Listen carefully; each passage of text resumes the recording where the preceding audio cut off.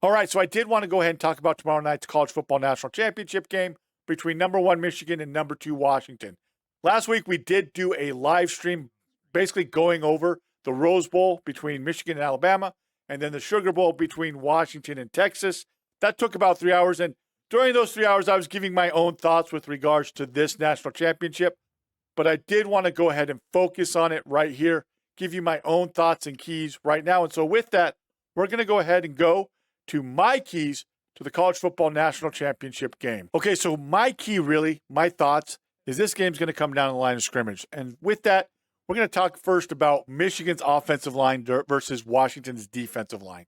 To me, if you're Michigan, and if I was a Michigan coach, I would want to be controlling the ball. I want to keep it from Michael Penix Jr. and those receivers. I don't want them on the field. I don't want them to have as many chances. I want to play keep away, basically. And if my offensive line can run the ball, keep control, that would be really helpful to win this game. Washington, in prior matchups, they've shown that they can be susceptible to the run. We saw that in the Sugar Bowl, where Texas, I thought maybe they got away from the run game too much, should have stayed with it, where they could have run for a few more yards, maybe had some more ball control against Washington. Now, obviously, Washington did a real good job at scoring, but I just think that if you can control the ball, you're going to really keep it and put a lot of pressure on Washington.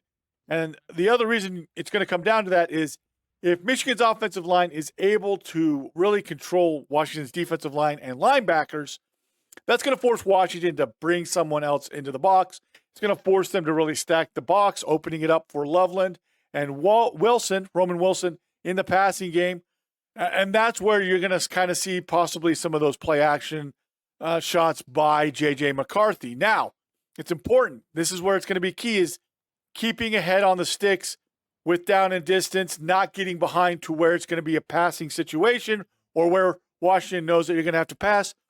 Because Washington's defensive line, for all the issues or the susceptibility to the run game that Washington has, they are able to get after the quarterback. Trice, number 8, their best defensive end, best pass rusher, doesn't have a lot of sacks, but he is consistently in the backfield, putting pressure on the quarterback. You saw that in the Sugar Bowl. They got after Quinn Ewers. In fact, that last play, the last pass, there was somebody in Quinn Ewers' face as he was throwing that ball. So if Washington knows, hey, you've got to throw the ball, they're going to come after you. So the Huskies have a real good defensive line on that, and that's where, like I said, it's going to be key.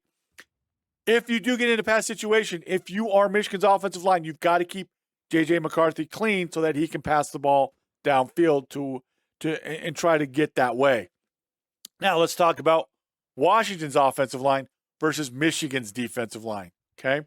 For me, the big key here is going to be keeping Michael Penix Jr. clean so that he can throw the ball to all those receivers and tight ends. Now, they have 3 legitimate receivers, Odunze, McMillan, and Polk. But don't forget, they also have a tight end, Westover, who's a legitimate weapon as well. So that's really 4 pass catchers. If Washington's offensive line is able to keep Michigan's defensive line away in pass pro, it's going to be real pressure on Michigan's secondary because you can't double everybody. You're going to have some one-on-one situations. And if Michael Penix Jr. can get through his progressions, he throws one of the best balls I've ever seen a quarterback throw. If you haven't seen it where he throws the ball and spins, I suggest you look at that play because it's a free rusher. He gets the ball out in the only spot that can be caught by his guy, and he doesn't even get to take a hit. He spins around. He has great pocket presence, so it's going to be real key to keep him in the pocket if you're Michigan's defensive line and then get that pressure. And again, if you're Washington's offensive line, you don't want any of that pressure to be there. If you're Washington, you have to be able to run the ball enough to keep Michigan's defense honest. Now, one of the things that Washington will do is they have RPOs. They'll run backside screens. They'll run speed outs on the backside of counter. That's where it's also going to put some pressure on Michigan's defense because you're going to have to respect those backside screens to those receivers. And what you're going to have happen is Dillon Johnson is apparently planning to play. We all saw the injury, but he's planning to play apparently tomorrow night. We'll see how that goes. He's a hard runner. You just have to run enough to keep Michigan's defense honest. They can't tee off and go, oh, it's going to be a pass, and just keep coming because their defensive line is too good.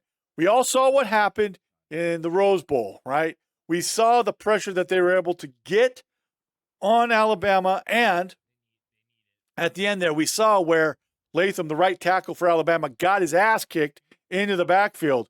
And we saw that Alabama's offensive line struggled against Michigan's defensive line, notwithstanding the bad snaps. The bad snaps happened. A lot of them happened in that game. But you just saw that Michigan's defensive line was able to really kind of take it many times to Alabama's offensive line. Nick Saban even talked about they weren't being able to pass protect Milroe. And so that's why I'm saying this is going to be that key to the game.